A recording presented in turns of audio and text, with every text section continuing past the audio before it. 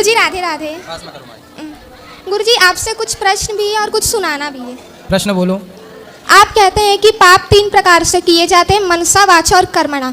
और एक होता है कि जो कलयुग का यह परम प्रतापा मानस पुण्य हो ही नहीं पापा। इसमें कहा जा रहा है कि मन से किया गया पुण्य का फल मिलता है, पाप का नहीं मिलता है। और इसमें जो है मनसा, वाचा, कर्मणा में उसमें बोला गया है कि इसमें पाप का फल मिलता है जो मन से किया जाता है। तो दोनों में क्या अंतर है? ऐसा है कि देखो, मन से जैसे कोई स्त्री है, यदि पतिव्रता नारी है और वो नारी यदि मन से सोच ले कि ये आदमी मेरा पति हो जाता, किसी पर पुरुष के बारे में सोच ले, तो उसने किया कुछ नहीं है, छुआ नहीं है किसी को, लेकिन एक स्त्री ने केवल पराये पुरुष के बारे में सोचा। तो बताओ, सोचना पाप है या नहीं? है ना, पाप है, परंतु उसे पाप लगेगा नहीं।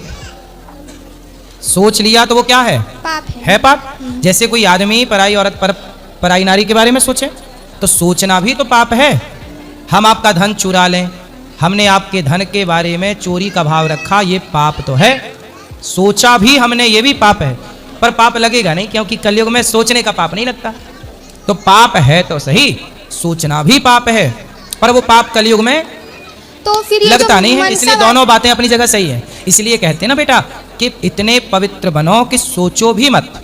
गलत सोचना भी क्यों है भाई? सोचने का पाप है पर लगता नहीं है, तो सोचो भी मत ना। ये बातें केवल इसलिए बताई जाती हैं कि बेटा सोचना भी पाप है, लगेगा नहीं पर है ना पाप।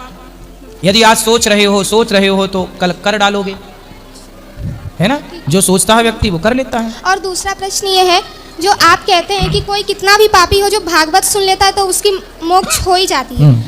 अगर किसी को पता चल कि वो भागवत मतलब वो पाप कर ले, फिर वो भागवत करा ले और उससे पता चल गया कि अब तो मेरी मुक्ति हो ही जाएगी, तो अगर वो और पाप करने लगे तो? शर्त है ना, भगवान कहते हैं कि तुम मेरी शरण में आओ, कितने भी बड़ी पापी हो मैं माफ कर दूंगा, मोक्ष दे दूंगा। पर शर्त है कि शरण में आने के बाद फिर गलतियां ना हो, रिपीट ना हो। रिपीट करोगे तो फिर अवश्य में भोक्तव्यम।